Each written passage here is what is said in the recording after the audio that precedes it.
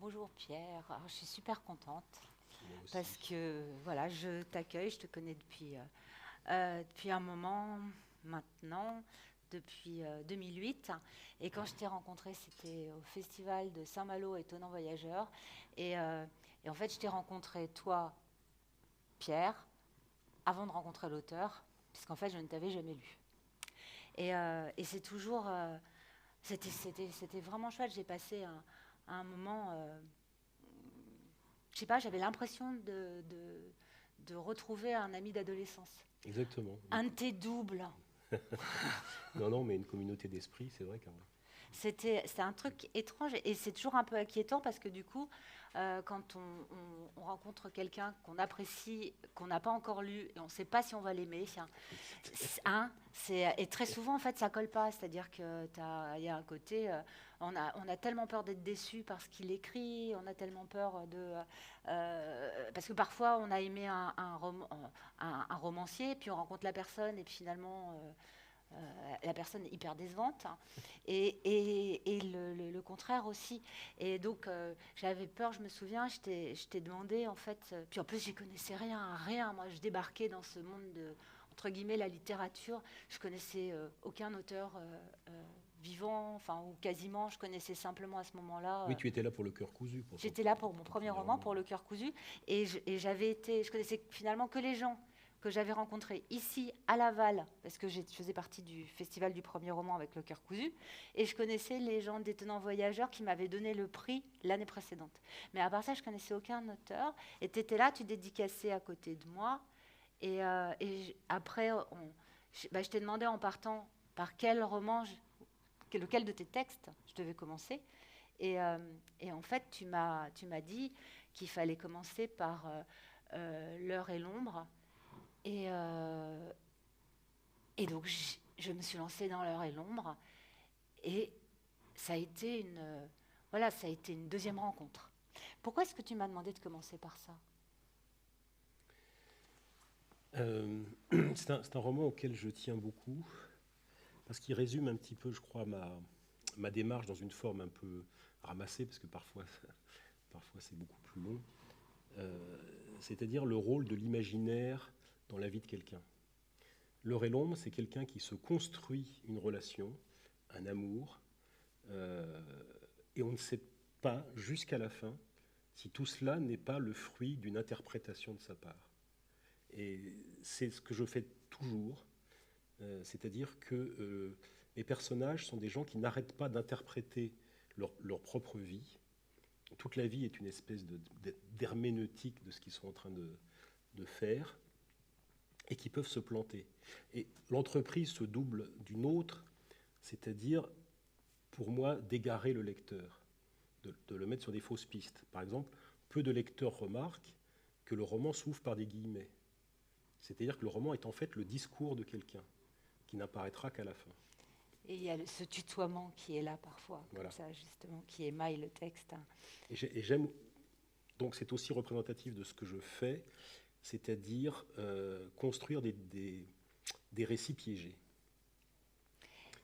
Et enfin, c'est un roman qui fonctionne beaucoup sur la réinterprétation de certains textes, de certaines légendes, de certains mythes. C'est-à-dire que d'une certaine manière, je relis dans ce roman Sylvie de Nerval. Je le refais à ma sauce, j'en reprends certaines scènes clés. Mhm. Il y a des Chez la personnages. grand-mère en Voilà. particulier. Alors, la grand-mère, en fait, certains détails laissent à penser que c'est la reine des contes, la mère Loi de Perrault, enfin, etc. Il y a toute cette dimension mythologique qui est systématique aussi dans les autres textes. Ouais, alors moi je me suis laissée totalement embarquer, enfin, par, par ce texte qui est quasiment magnétique. Il y a quelque chose de très envoûtant, je trouve. Il y a une étrangeté très particulière dans ce texte. Alors, il faut dire aussi que le livre est étrange, parce que c'est un livre que j'ai cherché depuis 15 jours dans ma bibliothèque et qui a disparu. Et il se trouve que tu en parles souvent et tu dis souvent que c'est ton préféré, hein, dans, dans le canapé, le voyage du canapé, lit justement, je pense que tu le dis à un moment, que c'est ton préféré, ça, et qu'en fait il n'apparaît plus, qu'il est plus là, qu'il n'existe plus. Oui, C'est un livre disparu, oui, c'est c'est un peu étonnant. résorbé, oui, c'est vrai. Et pourquoi il a disparu? Ah, je ne sais pas, il faut demander à Pocket, mais c'est effectivement un effet mystérieux. Oui. Oui. Et pourtant c'est ton livre préféré, et, et toujours, c'est toujours aujourd'hui ton livre préféré. Oui, jusqu'à aujourd'hui, c'est pratiquement le seul roman d'amour que j'ai écrit, parce qu'il n'est question en fait que de ça dans ce livre, une espèce d'amour absolu qui dure toute une vie, mais qui est présenté dès le début, avec l'enfant qui regarde cette espèce de maison idéale de l'autre côté de la haie, avec cette famille idéale, qui est présentée comme d'emblée une construction imaginaire. C'est, en fait, on a la sensation que tu es à la recherche d'un absolu perdu depuis longtemps déjà, mais que en fait tu renonces pas. Qu'il y a, il y a chez toi une sorte de détermination. Je dis chez toi parce que chez tes narrateurs, mais j'ai l'impression aussi dans ta conception de la littérature. Il y a une sorte de détermination, de, de, de, de recherche de cet absolu qu'on retrouve donc dans cette histoire d'amour et cette Sylvie qui hante, qui est une sorte de fantôme, mais de fantôme réel. C'est ça qui est étonnant. C'est-à-dire qu'on n'est pas dans une histoire de fantômes, on est dans des êtres qui sont hantés par tu dis que c'est pas forcément la vérité, que ça peut être leur propre bricolage, que ça peut être... Mais euh, ce narrateur, il est vraiment comme possédé par cette image de cet amour d'enfance, de cette petite fille, en fait, qui croit apercevoir à un moment donné, qui va finalement retrouver ça. Enfin, je ne sais pas s'il faut trop en parler, mais Non, parce qu'il ne faut pas trop spoiler. voilà, il ne faut pas trop spoiler ça. Mais c'est une sorte de recherche et ça crée sur le lecteur vraiment une fascination, une sorte d'envoûtement. Tu nous englues en même temps dans quelque chose et tu nous donnes des coups de fouet parfois. Et je ne sais pas comment tu arrives à gérer ça. C'est-à-dire à la fois cette sorte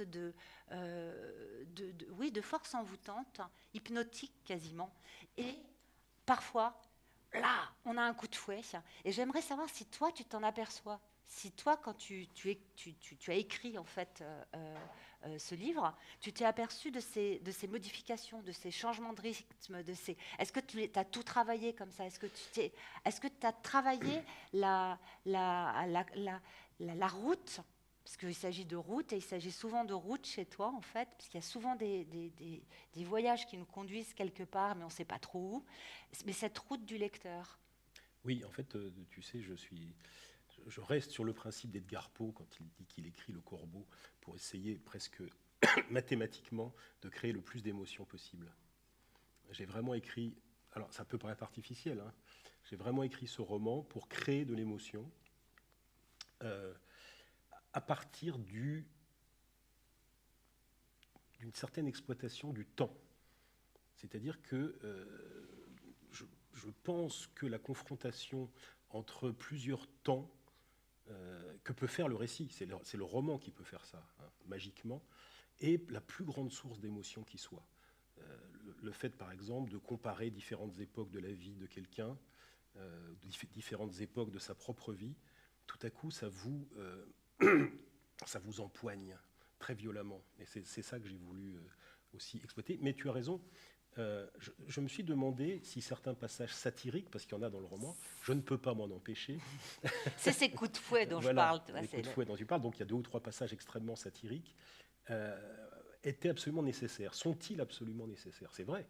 J'aurais pu dire, tiens, je ne les mets pas, parce qu'on va être complètement dans le rêve, Et en fait, ça fait un contrepoint nécessaire, puisqu'on est sur une espèce d'enfance complètement, pas idéalisée, mais une enfance qui est plongée dans le rêve.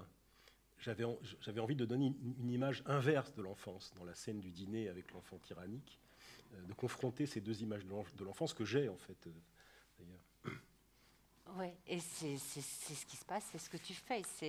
C'est très, très souvent, en fait, on est. Je ne sais pas comment tu arrives à être à cheval, justement, entre ces univers qui peuvent être à la fois très, très, très oniriques et, et ce côté extrêmement vif et drôle et ironique et mordant, tu vois. Et c'est quelque chose qu'on peut retrouver dans plusieurs de tes romans, quoi, du coup, ce dédoublement. La question que je me pose, et c'est pour ça que j'écris en fait, je pense, c'est la question du réel. Dans quelle mesure quelque chose est-il réel? Et quand j'étais enfant, je crois que je ne croyais pas tout à fait à la réalité.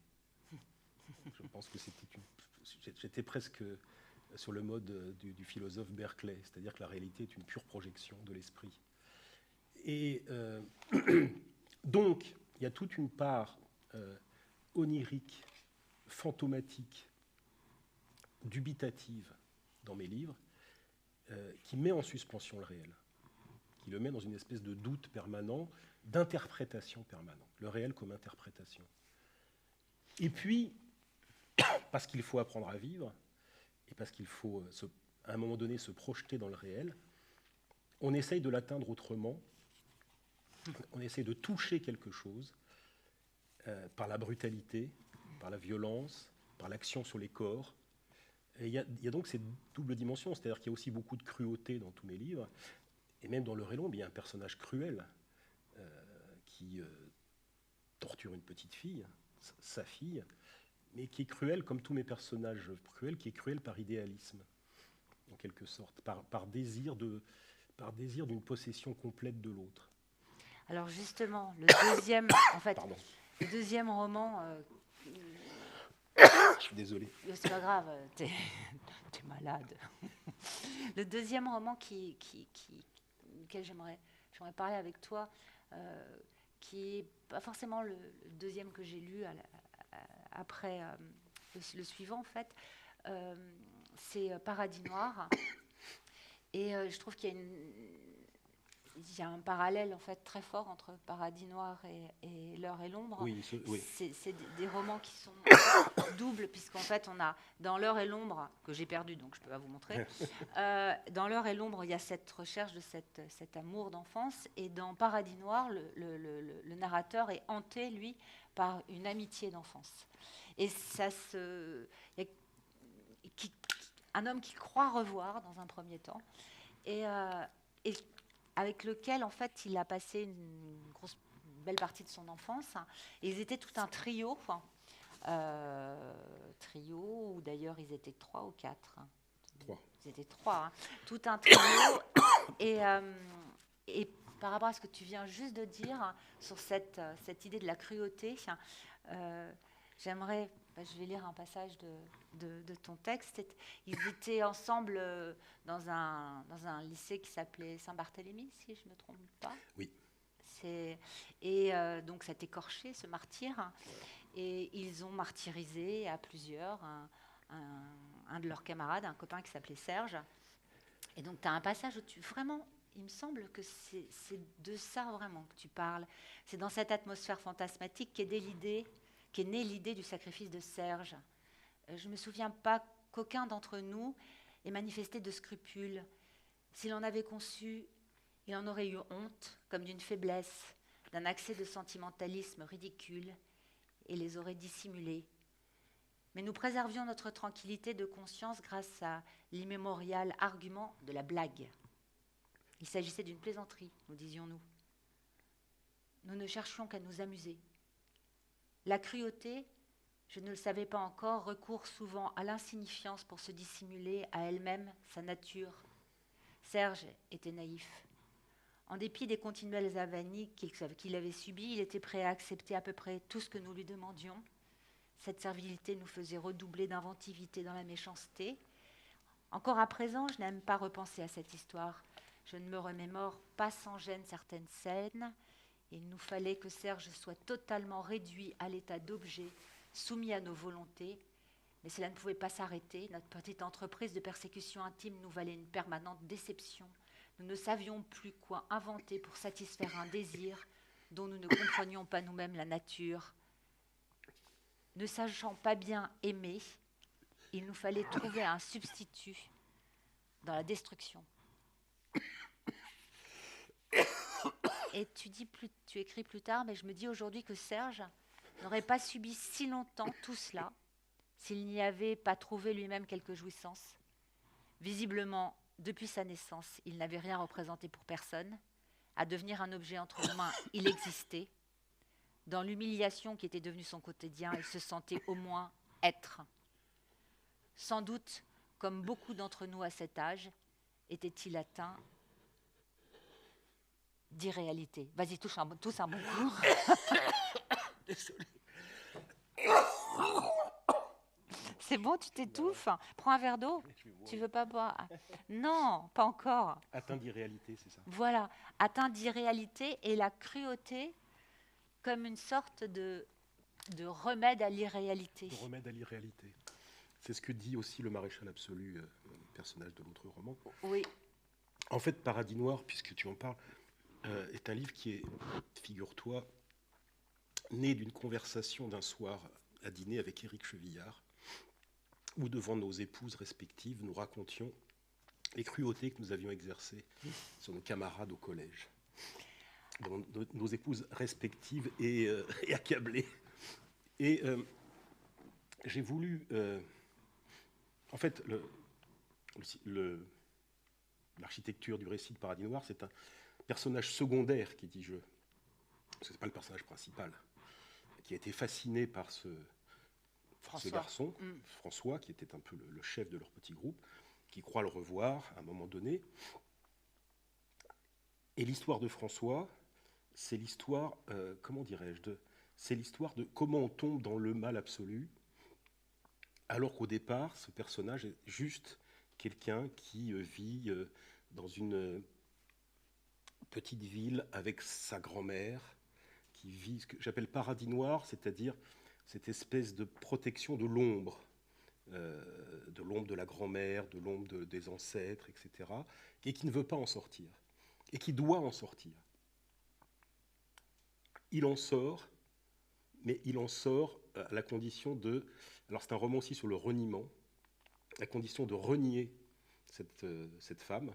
C'est pourquoi le livre s'épigraphe du poème de Baudelaire, La servante au grand cœur, qui est un poème sur la culpabilité, sur les morts qu'on a trahis. Je veux dire que c'est un roman assez autobiographique, mais je ne suis pas celui qui dit je suis plutôt François. Le méchant. Et il y a cette idée que une fois que tu as trahi, une fois que tu as exercé ensuite ta cruauté, soit tu reviens en arrière, mais si tu reviens en arrière, tu souffres. Tu souffres parce que tu es double. Tu es celui qui a fait et celui qui se reproche d'avoir fait. Et donc la solution, ce qu'on a souvent observé d'ailleurs chez des gens qui avaient exercé le mal ou la cruauté, c'est d'aller toujours plus loin, en fait, pour ne pas souffrir. Donc c'est une histoire d'apprentissage du mal par peur de la souffrance. Mais il y a un plaisir aussi à la cruauté. Oui, c'est un plaisir de la domination, c'est un plaisir de ne pas être l'objet, de se créer des objets, de faire des autres des objets, oui. Mais c'est vrai que c'est une sorte d'enquête sur ce... Enfin, pour Paradis Noir, c'est une enquête autour de ce garçon François et sur l'énigme, en fait, justement, de sa cruauté. Il y a une sorte de... Et comment est-ce que, dans la cruauté, il arrive à embarquer les autres aussi? Oui, ça c'est un cas d'école, en fait, d'une certaine manière. Oui. Et cette idée du sacrifice, et tout ça, ça se passe dans ce lycée catholique qui est tenu par un personnage assez étonnant, en fait, qui justement pose le martyr comme l'exemple à suivre quasiment. Oui, en fait, c'est une extrapolation à partir de la religion catholique, qui pose la souffrance comme la matière même du salut. J'ai été élevé chez les frères, hein, c'est quand même très autobiographique, ça. Mais des choses comme ça. Ouais. C'est ça, c'est qu'on est dans le romanesque absolu, là, et en même temps, Tu me dis que j'ai été élevée chez les frères. Tu me dis, mais François, c'est un peu moi, et c'est peut-être plus moi que le Ah oui, tout à fait. narrateur. Oui, tout à Donc fait. en fait, on est dans du romanesque, et dans du romanesque, le romanesque est toujours, même s'il est complètement romanesque, il est toujours pour eux. Oui, je pense qu'on ne construit pas des romans avec ce qu'on est. C'est pas ça, mais on construit des romans avec ce qu'on pourrait être, ou avec ce qu'on pourrait être devenu aussi. On peut créer des personnages avec ça, Avec ce qu'on pourrait être. oui, avec ce qu'on aurait pu devenir. Et un jour, tu m'as dit que tu pouvais tout être. Tu te souviens de ça? Bien sûr, C'est un peu prétentieux, hein, mais c'est pas grave. mais je le crois. Oui, oui, je le crois. Cette idée que tu peux être le passant, que tu peux être euh, justement une femme, un homme, que tu peux... c'est ça, la folie romanesque. Est-ce qu'il n'y a pas un vrai plaisir à pouvoir tout endosser, tout se permettre, tout réaliser? Tu sais, il y a dans, merde, comment s'appelle ce chanteur qui est mort, là, merveilleux, qui avait fait Fantaisie militaire Christophe? Non, mince, oui. Tu vois, Oui, on a je plus la vois. mémoire. La nuit, je mens. Voilà. Ah, ouais, moi aussi, j'ai un trou, ça va pas du tout, ça. Et Ça va me revenir. un de ses disques, qui est un de mes disques préférés Bachung. de Bachung, ouais. Il y a une parole qui dit « Je suis noir de monde ». Je suis noir de monde. Je suis noir de monde. J'ai toujours trouvé cette phrase absolument géniale. Tu es peuplé. Parce que je me la suis appliquée à moi-même. Je suis noir de monde, en fait. Mhm. Ça, il y a foule. Il y a- C'est ça. Et donc, dans cette foule, il y a des possibilités à exploiter que je n'ai pas exploitées dans ma vie, parce qu'on ne peut pas être tout dans sa vie. Mais on est tout quand même potentiellement. Et je me souviens que un jour, on a parlé de ça, et je t'ai dit qu'en fait, ce qui était bien, c'est qu'on n'avait pas besoin de tuer quelqu'un pour écrire un meurtrier. Et tu m'as dit, mais quand on l'écrit, on le tue. Oui, tout à fait. Je crois, oui. Enfin, pas pour la victime, c'est pas pareil. Mais pour nous, c'est pour celui qui l'écrit, je pense que c'est pareil. C'est une réalisation. Tu le sais. Tu penses que par l'écriture, en fait, c'est comme... L'écriture est tellement puissante qu'en fait, c'est comme faire. Oui, oui, oui. Aucune phrase de ce que j'écris n'est innocente. Elle est un acte que j'ai commis. Et il n'y a aucune phrase que tu as écrite laquelle tu n'es pas... que tu n'assumerais pas, par Non, exemple. non, bien sûr. Même les pires. C'est quoi les pires? Ah bah c'est dans ce que raconte le maréchal absolu de ce qu'il fait subir à ses opposants, par exemple. Ouais. C'est vrai que ça, c'est bien pire. Mais il semble aussi qu'à chaque fois, et particulièrement dans ces deux romans, il semble que tu as besoin du filtre du temps et même du filtre de la parole de l'autre dans tes romans pour arriver à trouver quelque chose qui pourrait ressembler à la vérité. Oui, parce que aucun de mes romans n'adopte le système de un narrateur omniscient raconte à la troisième personne. Aucun, mais vraiment aucun. Il y a toujours quelqu'un qui parle. Et un des dispositifs, justement, c'est qu'en réalité, on ne sait pas qui. Qui parle. On l'apprendra à la fin.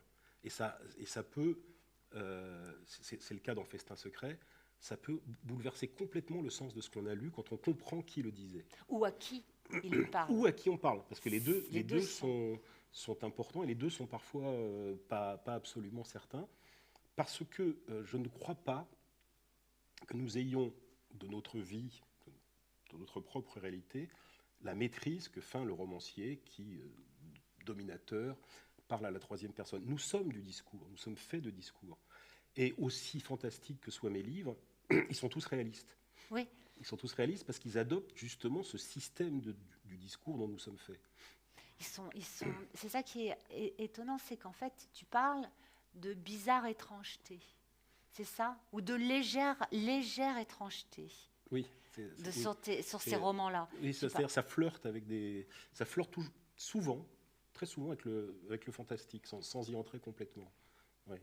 Non, parce qu'en fait, c'est très logique. C'est-à-dire, c'est vraiment comme si le passé venait miner le présent, et si Oui. le présent fabriquer le passé, quoi. Oui, parce Ça va dans les deux sens. il le réinterprète complètement. Donc tout est un échange permanent Émouvant. entre ces deux. Oui, forcément, puisque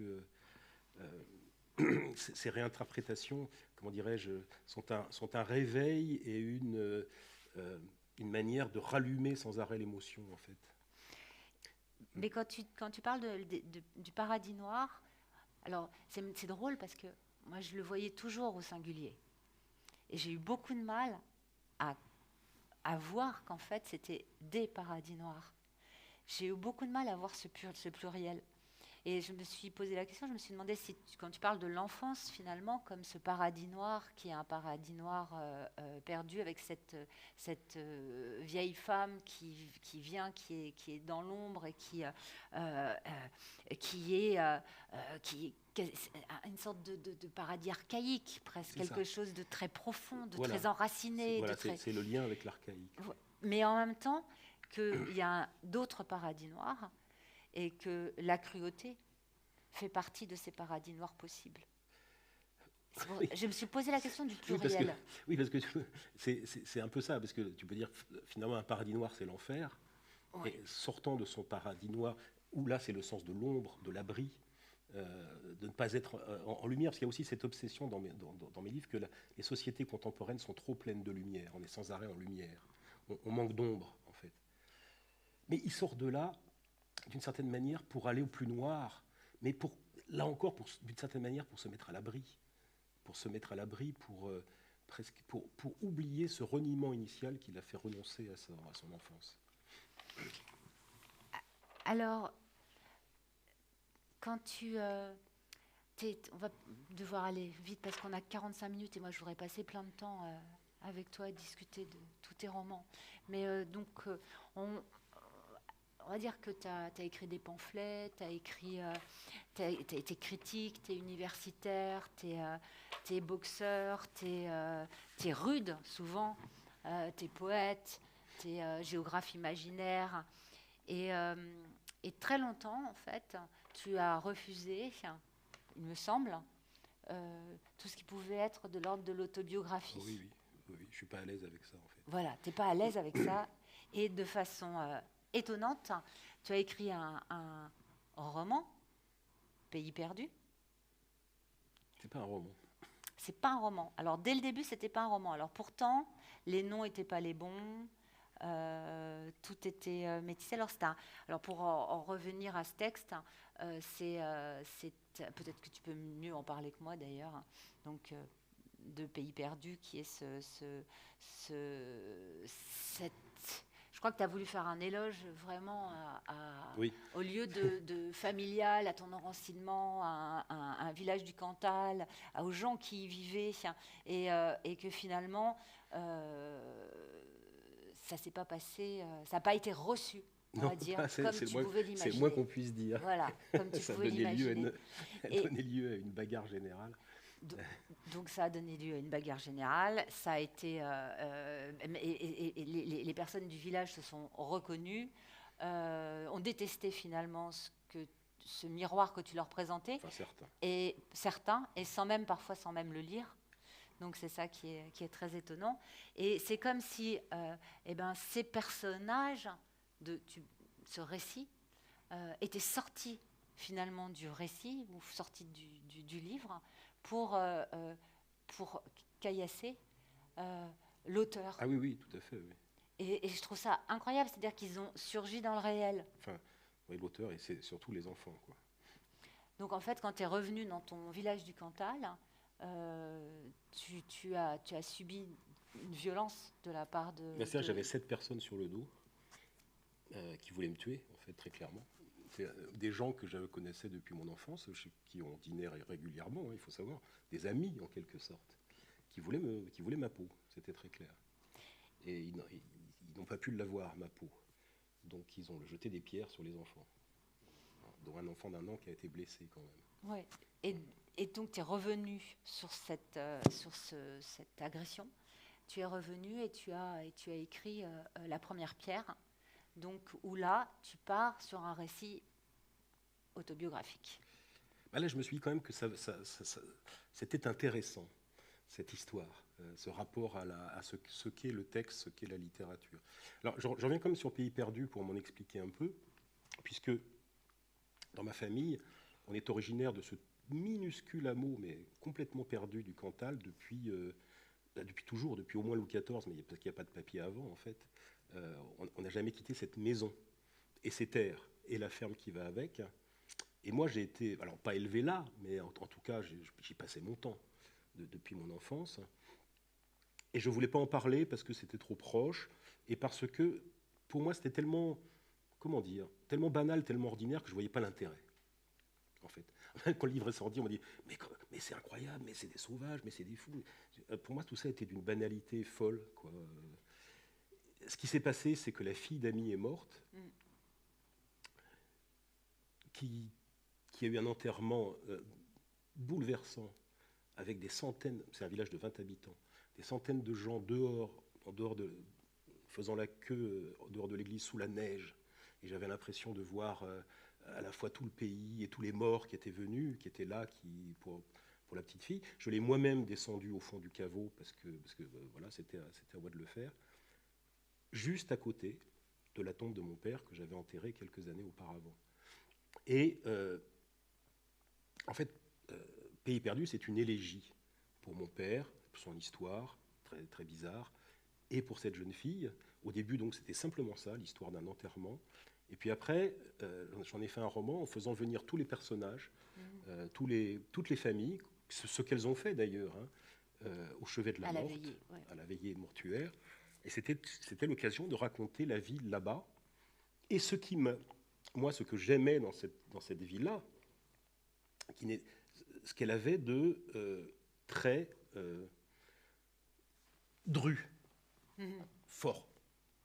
Puissante. Puissante, brutale, odorante. C'est ton paradis noir. Oui, c'est ça, mais c'est ça. Quand j'étais gamin, il y avait des maisons, il y en a encore quelques-unes, mais moins, il y avait des maisons qui étaient une espèce d'épopée de la crasse, mais d'une manière qu'on n'imagine même pas. Et on nageait dans la bouse de vache en permanence. Et pour un enfant, c'était un paradis noir. Magnifique. Comme tu dis. C'était magnifique. Et évidemment, ça n'a pas été bien pris par certains. Et, bon,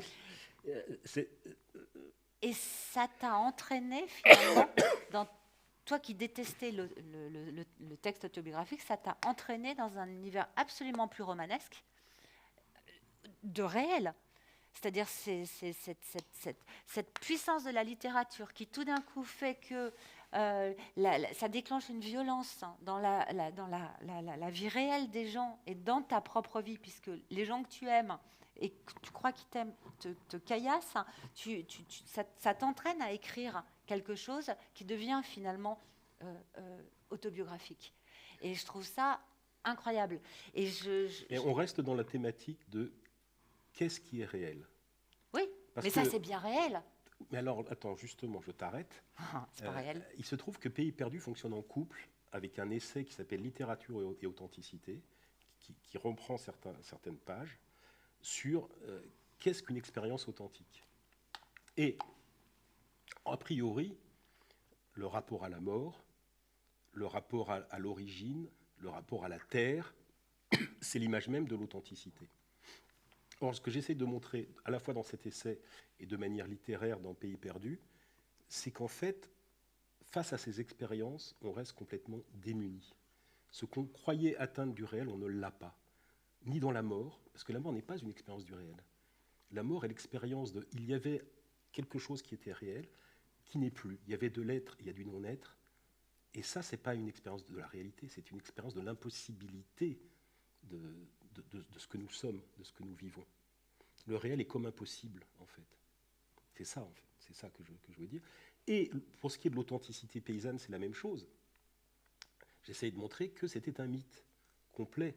C'est-à-dire que les plus grands romanciers du monde sont les paysans, qui racontent sans arrêt des épopées, des histoires les uns sur les autres, qui sont complètement, en fait, délirantes. Puisque quand je suis revenu, moi-même, j'ai été accueilli par un geste romanesque. Il y avait un panneau qui disait « Bienvenue à Charletu le poète ». Le poète, c'était moi. Charletu, je ne savais pas qui c'est.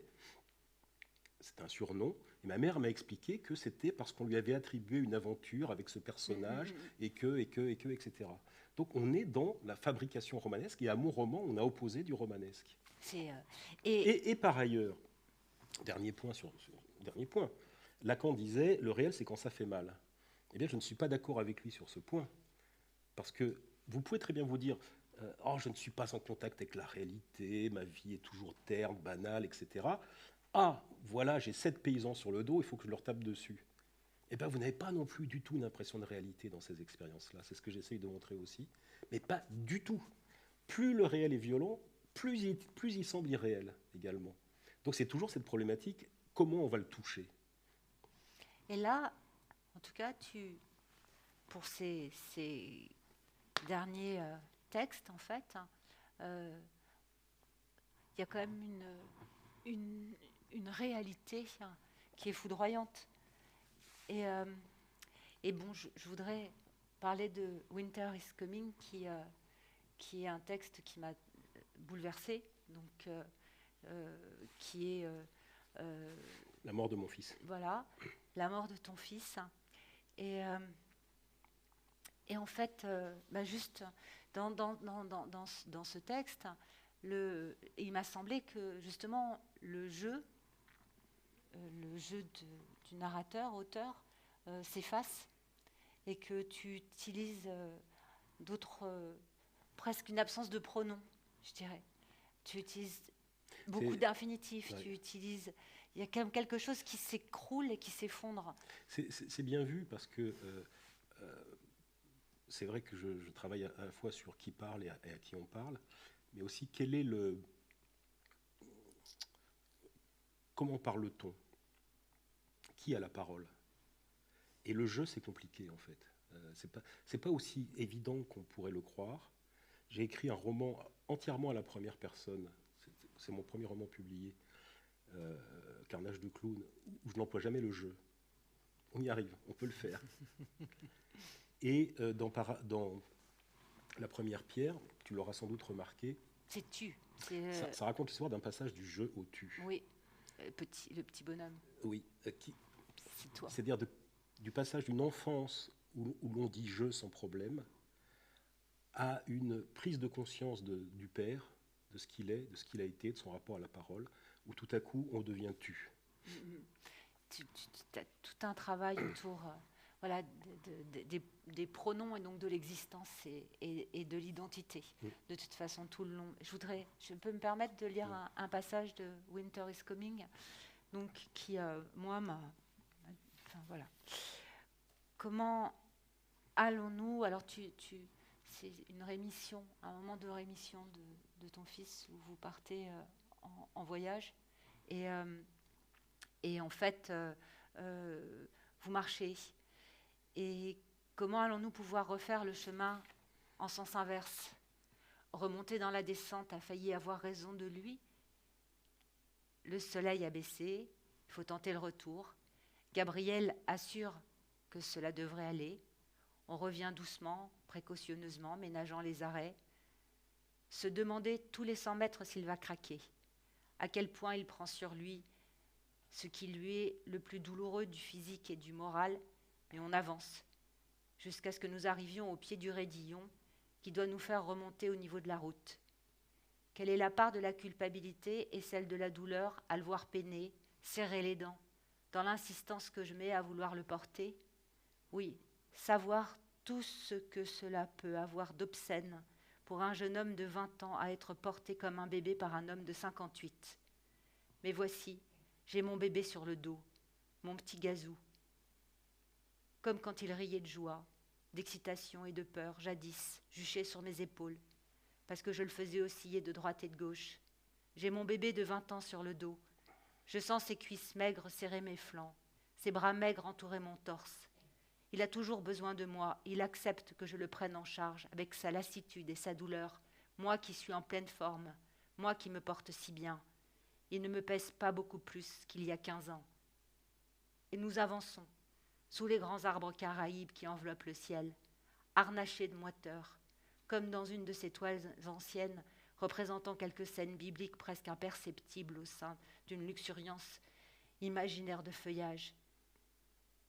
J'avais jusqu'à ce moment ignoré que la maison que j'ai habitée presque toute mon enfance et jusqu'à l'âge adulte, rue Saint-Christophe, à Créteil, annonçait secrètement ce moment où j'aurais apporté l'enfant, à l'âge précisément où l'on s'en délivre. L'enfant n'est pas si lourd, pas assez. Je voudrais qu'il le soit plus, que son poids surpasse mes forces, et qu'une fois franchi l'obstacle, l'enfant, lourd de muscles et d'os, déployant sa stature, révélant son identité divine, quitte le père exténué. Là, tu touches au réel.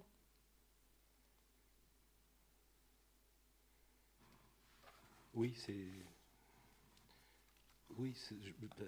j'essaye. Tu remarqueras que le réel, il est informé par la légende, par la Bible, c'est-à-dire par Christophe porte cet enfant qui devient lourd et qui sera le Christ. Oui.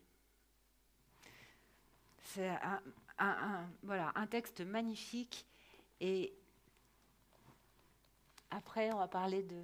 Oui, je l'ai écrit après, celui-ci. Voilà, le voyage du canapé-lit. Plus consacré à l'humour. Ça n'a plus rien à voir. Non. Il s'agit cette fois-ci de transporter ton... Enfin, c'est le canapé-lit de ta grand-mère maternelle que ta mère impose à toi et ton frère et ta belle-sœur, et vous allez le transporter en camionnette jusque dans le Cantal, justement, dans le fameux village. Et c'est un périple. C'est une road movie. C'est encore quelque chose apparemment de l'ordre de l'autobiographie, puisque j'imagine que ça a vraiment eu lieu. Alors tout a eu lieu. Voilà. Tout a lieu. En fait, je ne me rendais pas compte à l'époque à quel point ce geste était symbolique. C'est-à-dire que ma grand-mère était une femme très mauvaise avec ma mère, la ferait souffrir toute sa vie. Ma mère était quelqu'un qui n'a pas été aimé. Voilà, c'est clair. Elle meurt. Et la première chose que fait ma mère, comme elle le faisait toujours, hein, elle récupère cet horrible machin et nous dit « ça ira en Auvergne ». Elle le faisait avec n'importe quoi. Hein. « Ça ira en Auvergne », c'était vraiment... Donc il a fallu mobiliser 3 personnes, un week-end de Pâques, louer une camionnette, faire 1000 km aller-retour. C'est-à-dire que tout ça coûtait beaucoup plus cher que le moindre canapé commandé à la Redoute. On est arrivé, le monstre... alors on venait de refaire tout l'escalier de la maison. Le monstre ne passait pas, on défonce l'escalier tout neuf, on fait des trous, on ravage tout. Le canapé arrive lui-même cassé. On l'installe, et comme il est cassé, il n'était plus très confortable. Et je dis à maman, écoute, on a essayé, mais on n'est pas bien dedans, parce que là, il est en mauvais état. Et ma mère me dit, textuellement, fous-moi ça à la poubelle. Balance-le. Et c'est les voisins qui le récupèrent quand même, parce que rien ne se perd. Et j'ai compris après qu'elle nous avait fait porter le corps de sa mère. C'était tellement évident. Je n'avais pas compris ça.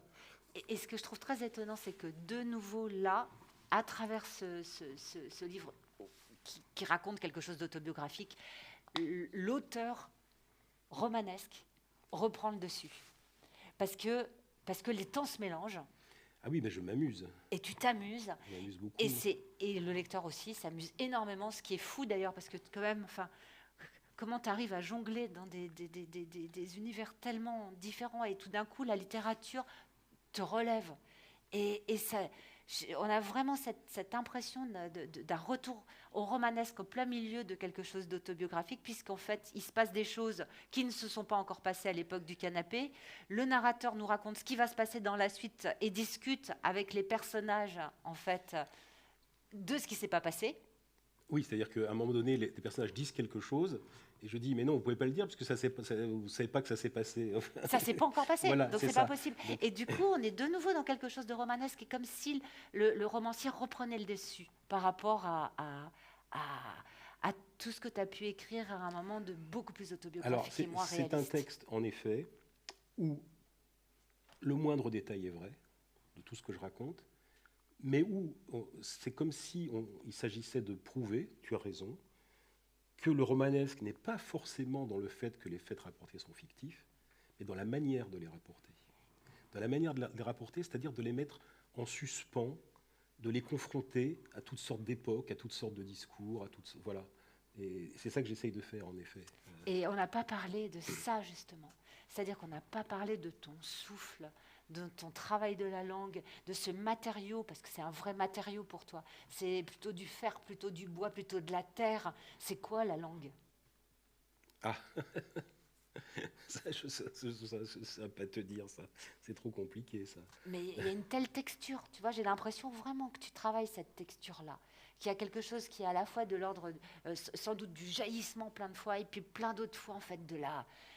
je pense pas que ça jaillisse tout le temps. Ne me dis pas ça. Non. Donc cette texture-là, cette force que tu as, ce souffle que tu as, pour moi, tu es un des plus grands stylistes contemporains.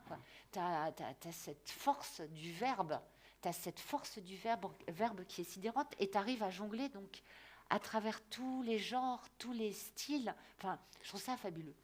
Oui, alors c'est un peu inquiétant, parfois, je me suis dit, mais... Qui suis-je? c'est ça, non mais c'est vrai, parce que en fait, ces textes sont tellement différents. Mais en fait, en réalité, ils sont habités par les mêmes obsessions, même s'ils prennent Bien sûr. des formes profondément différentes. Et il y a ce cheminement, en fait, autour de l'identité. Et je pense qu'on va devoir s'arrêter, Pierre.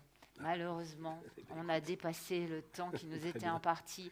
Mais, je suis désolé. Mais là, tu repars sur du romanesque, ou tu restes dans quelque chose de je me suis lancé dans mon premier roman en costume, en costume d'époque. Oh là là, quelle époque? Fin 19e, qui est un peu aussi mon époque de spécialiste universitaire.